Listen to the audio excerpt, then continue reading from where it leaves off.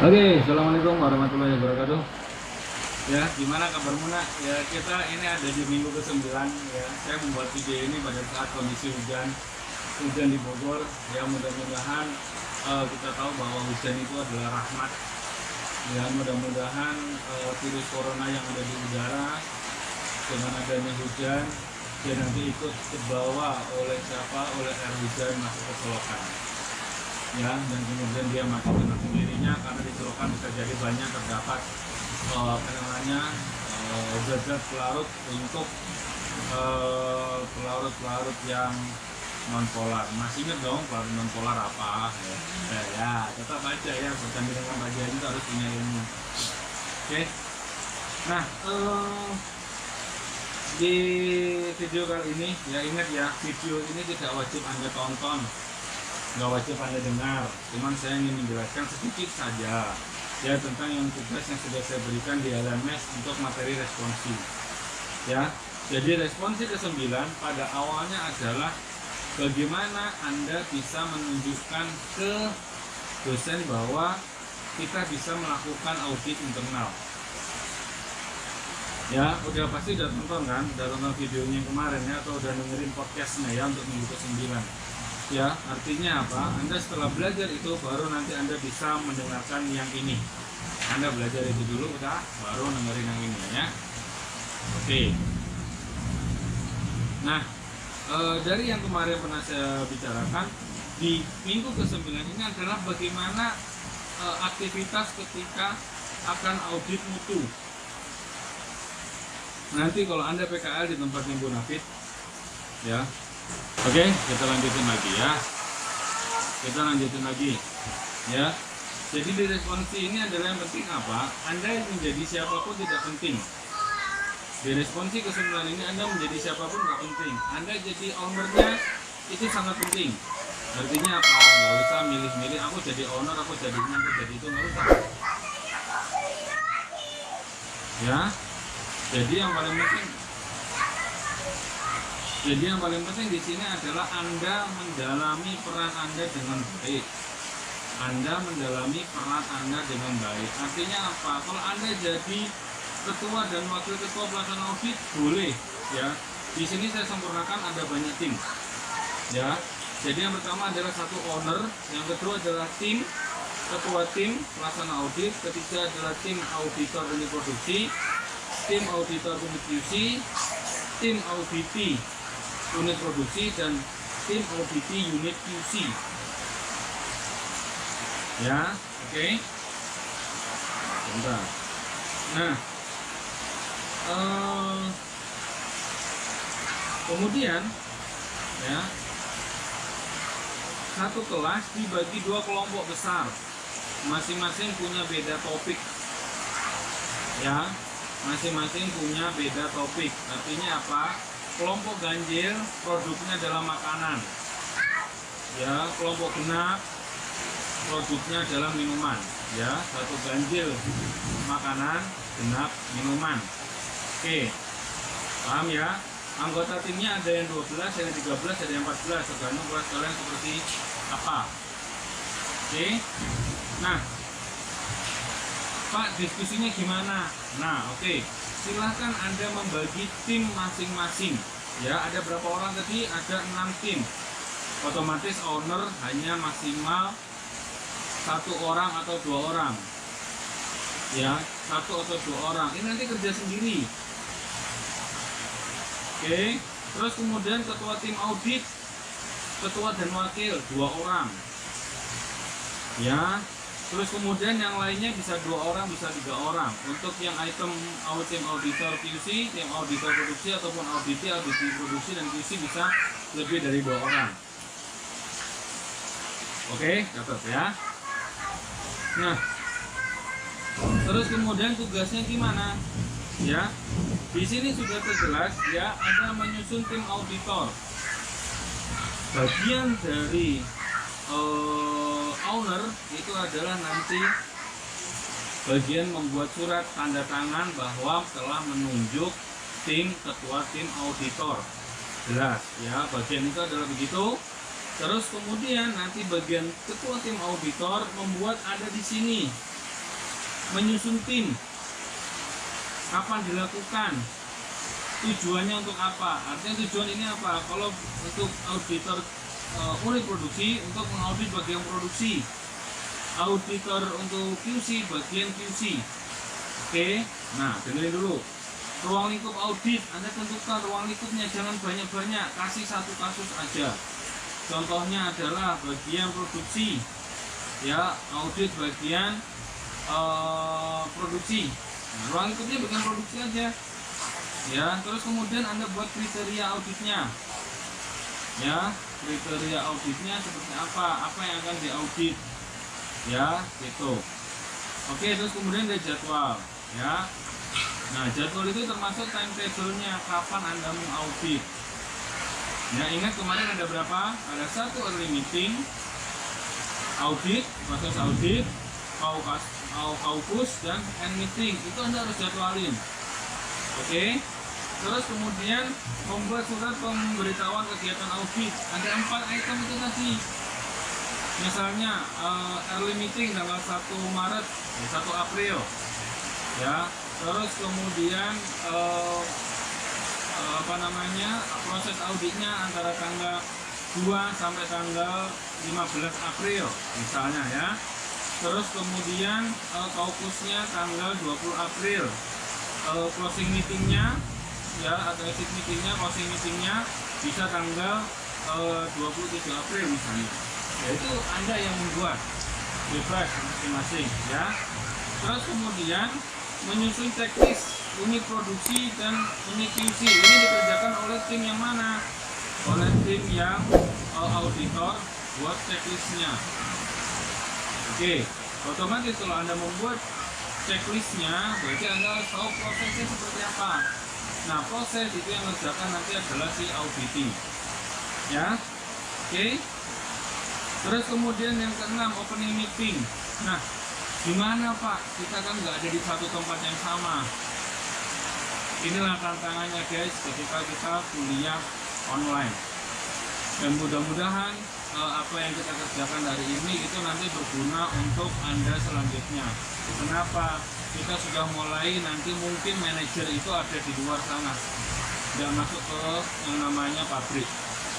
Ya, kita bisa pakai fasilitas yang ada, kita bisa pakai internet yang ada. Itu nah, jangan ngeluhkan dulu, Pak, saya sinyalnya nggak ada. Oke, aku ngerti. Yang paling penting adalah apa? Anda belajar. Ya, Anda belajar mensimulasikan. Ya, oke. Misalnya pakai apa? Anda punya line, bisa telepon bareng. Ya, kalau nggak ada sinyal nggak masalah. Nggak, kamu ikutin aja apa yang dikerjakan oleh temannya. Kalau pas punya sinyal, ikutan. Peran aktifmu itu menentukan, bukan menentukan untuk nilai, tapi menentukan untuk kamu ke depannya. Ingat, kita nggak nyari nilai hari-hari ini. Penting banget kita nggak nyari nilai, tapi kita mengasah kemampuan hard skill atau soft skill. Oke, paham ya? Oke. Terus kemudian nanti ada opening meeting, diundang semuanya, mulai dari owner sampai paling bawah. Tentukan dulu, batas sampai apa? Supervisor selesai, boleh. Karena perusahaannya kecil Pak, semua ajak, boleh. Oke. Ya, struktur organisasi sudah harus jelas, ya. Oke. Terus kemudian, nah, audit dilaksanakan, ya. Di opening meeting itu nanti ada kesepakatan kapan dilakukan audit. Tanpa kesepakatan audit nggak jadi. Misalnya tanggal 10, ternyata tanggal 10 di owner lupa nyuruh pergi ke Cina, gitu kan? Bisa nggak audit saat itu juga? Bisa aja, bisa digantikan atau bisa telekonferensi, bisa. Terserah Anda, itu kreativitas Anda. Anda bisa menjalankan seperti apa. Ya, pelaksanaan audit Anda nanti bisa telepon misalnya dengan temannya. Arti kata gini, tidak membebani Anda. Anda pakai line bisa telepon banyak orang. Ya, nggak punya pakai data Pak. Ingat, line juga banyak yang gratis. Emang gue nggak tahu, ada yang gratis, gitu ya. Kalau memang ini nggak apa-apa. Anda di rumah aja nunggu temannya udah bikin ini.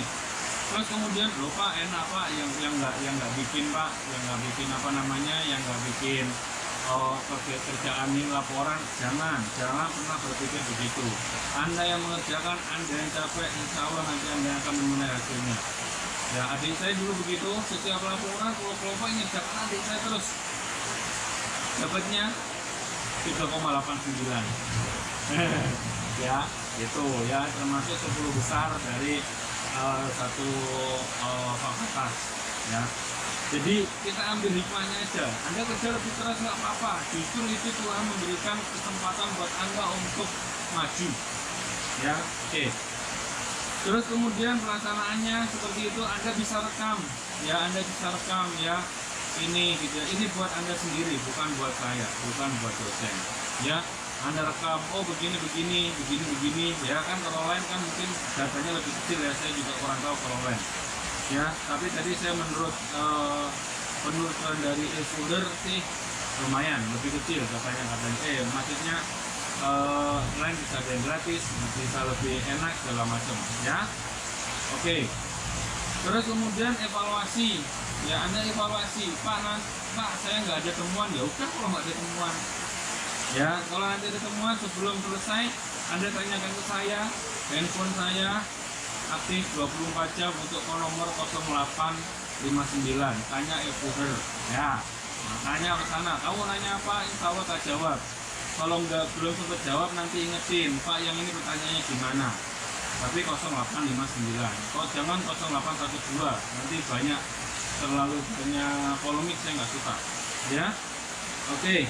Terus kemudian nanti setelah selesai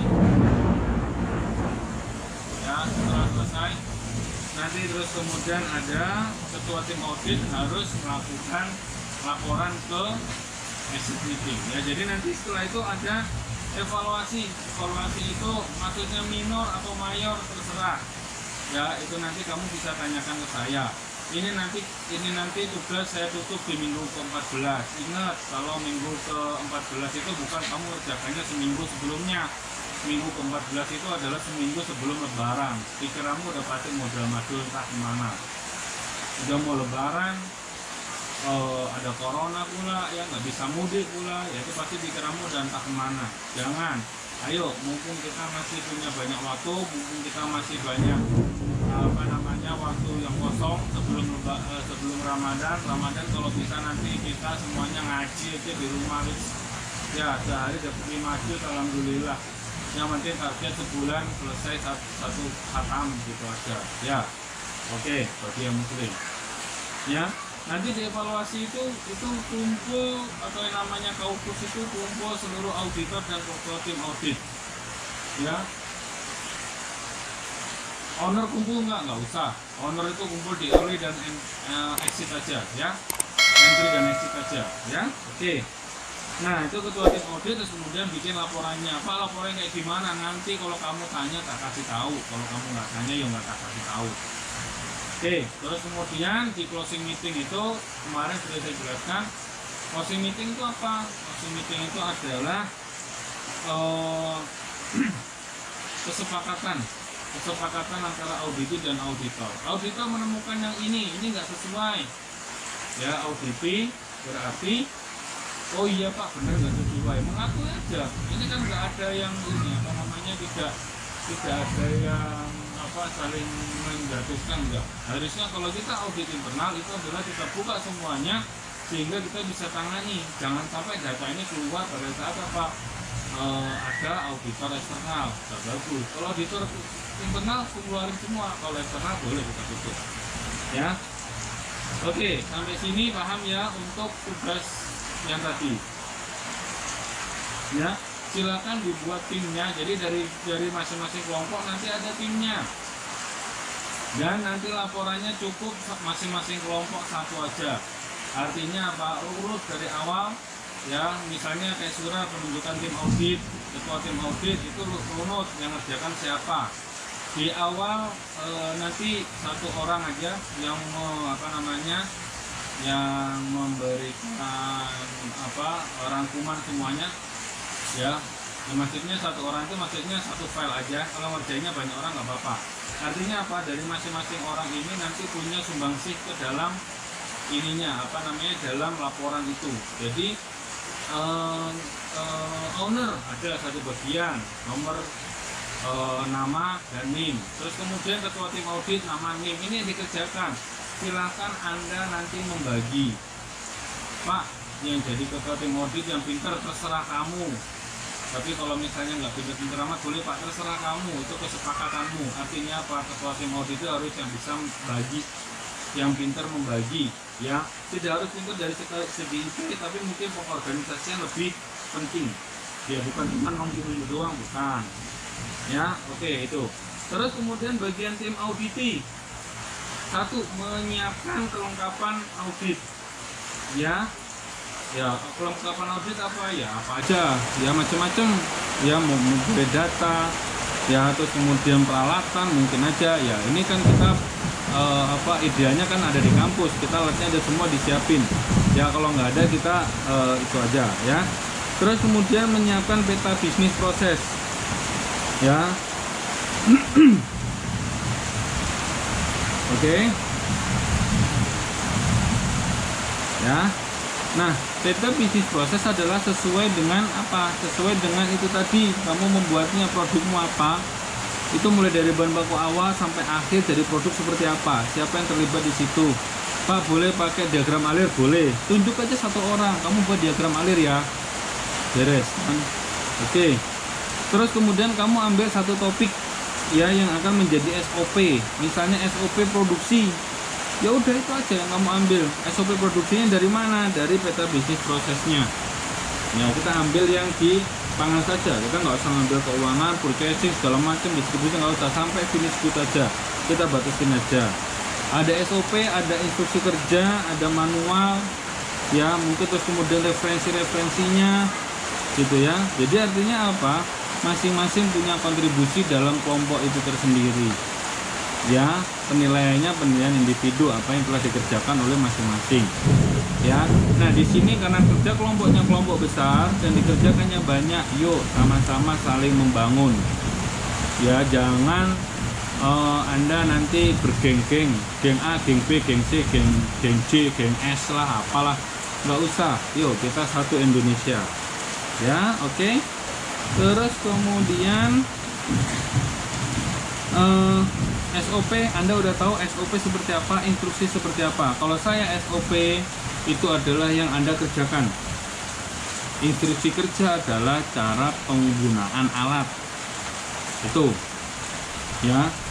Di SOP ataupun di instruksi kerja ada logo perusahaan, ada nama perusahaan atau nama perusahaan, terus kemudian judul SOP-nya, ada tanggal berlakunya kapan, ya, terus kemudian revisi ke berapa dari halaman berapa, terus kemudian lengkap atributnya. Kalau kamu nggak tahu nanti tak fotoin. Kalau kamu nggak tahu, ya, itu SOP instruksi kerja. Manual alat itu adalah manual alat. Misalnya SOP untuk penggorengan atau SOP penyangraian, ada manual alatnya, yaitu kamu cari aja manual alatnya. Ya, manual alat nanti, Pak, ini gimana Pak manual alatnya, masukin situ kan jadi panjang. Ya nggak apa-apa dong, ini kan nggak di print, kamu nggak ngeluarin duit. Ya, oke. Terus kemudian referensi misalnya kita punya buku, misalnya penyangraian, oh ini saya pakai referensi dari Pak Edi Panggabean misalnya. Ya sertakan aja, covernya aja kalau ini ya. Terus kemudian daftar. Nah, ada rekaman mutu, risalah rapat, catatan kompetensi karyawan, itu juga boleh diikutkan. Artinya begini, selama proses audit Anda juga harus punya dokumen. Ya, ada nanti satu orang tunjuk aja, ya. Oke, risalah rapat, early meetingnya gimana, ya, seperti itu. Terus kemudian CV dari karyawan satu aja, nggak usah banyak-banyak, satu aja. Ya, terus kemudian laporan kegiatan operasional, misalnya cara membuat mie, mulai dari ngadon, misalnya komposisinya berapa, nanti dicatat, dibuatin yang namanya formulir. Ya, ingat ya, saya bukan tak kerjain, tetapi ayo kita belajar bareng-bareng. Ya, ada formulir, ya, terus kemudian ada verifikasi. Jadi formulirnya nggak penting, misalnya formulir penimbangan bahan, ya, kamu buat aja dalam 10 hari terakhir. Pak bilangannya berapa? Ya elah, ya kamu ngarang aja loh ya. Dari sini misalnya nih barangnya ada gula, karbohidrat total 20 gram. Ini satu kemasannya 24 gram. Berarti gulanya berapa? Gulanya adalah 20 gram. Berarti apa? Komposisi gulanya 20 gram. Oke, kamu buat satu batch berapa? Satu batch saya mau bikinnya produksinya adalah 50 kilo Pak. Ya berarti berapa tadi ya? 20 per 24 kali 50 kilo. Itu kan bisa ya. Nah itu kamu buat aja totalnya berapa. Kan pasti nggak mungkin kamu misalnya nimbangnya 40 kilo pas, nggak mungkin ya. Kamu buat datanya kalau bisa ya. Nanti boleh konsultasi ke saya ya, konsultasi pribadi boleh ya, tapi paling enak konsultasinya grup. Karena apa? Bisa jadi infonya nggak nyampe ya gitu. Oke, terus kemudian pemantauan, pengukuran ya, diverifikasi oleh siapa? Pak ini udah pas, ini baca atasannya, berarti ada bagian operator, bagian operator, bagian supervisor, manajer kan gitu. Itu kan struktur organisasinya harus ada. Nggak tahu siapa yang bikin, pokoknya kamu bikin struktur organisasi ya. Oke, terus kemudian pemantauan, pengukuran ya, terus kemudian disahkan apa enggak ya, terus kemudian ada perbaikannya. Pak nanti kalau di untuk yang QC juga sama Pak, sama QC. Misalnya QC kamu ambil satu titik aja, misalnya produknya kopi tadi, QC di mana? Di warna. Bagian QC bagian warna, berarti alatnya butuh apa? Butuh kromameter, berarti punya kromameter. Berarti Anda punya punya kromameter. Ya, SOP-nya dalam memantau ini seperti apa? Setiap batch diambil berapa? Minggu ke-7 ada teknik sampling. Jangan sampai lupa. Ya, ayo kita semua konekkan semua di sini sehingga nanti Anda bisa lebih maju, ya. Terus kemudian udah ada kromameter, cara pakai kromameter gimana? Kita pikirkan, artinya apa? Di awal tim, masing-masing tim ini harus berkoordinasi, kamu buat apa, yang paling penting kita mau ngapain ya, kita mau ngapain. Terus kemudian manual, berarti ada manual booknya dari si kromameter, ada banyak di internet sekarang ya. Bahkan sekarang manual book itu sudah nggak ada ya bentuknya kertas, semua udah di online, tinggal scan barcode selesai ya. Terus kemudian referensi, oh yang enak itu ternyata LAB-nya sekian, nah itu ya referensinya. Kalau nggak ada ya udah, buku foto bukunya kan pasti ada banyak di Google ya gitu ya. Catatan-catatannya misalnya ini batch ini sekian, nomor kode sampel ini sekian. Kalau formulirnya nggak tahu, kamu nanya ke saya. Dokumen kamu nggak tahu, nanya ke saya. Tapi ingat, kamu yang nanya, bukan saya yang ngasih. Kamu nanya nanti tak fotoin. Ya. Kalau kurang jelas lagi, nanti kita bisa diskusi rame-rame pada saat jamnya ya. Oke, ada yang mau ditanyain silakan hubungi di 0859 kalau tidak di jam kuliah. Kalau di jam kuliah atau yang disepakati di jam kuliah atau di grup masing-masing, silakan pakai WA grup yang sudah disediakan ya. Kita mulai kuliah tanggal 6 sampai tanggal 18 Mei ya, itu seminggu sebelum lebaran ya, persis seminggu sebelum lebaran ya.